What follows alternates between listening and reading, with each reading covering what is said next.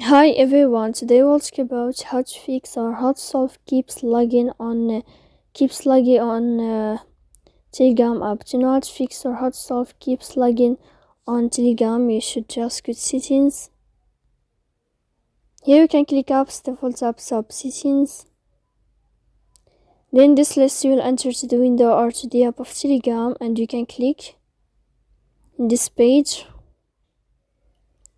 Here in this list of app info, we click on first stop and you can click OK. Here we'll enter to the window of storage. Then you can click clear cache.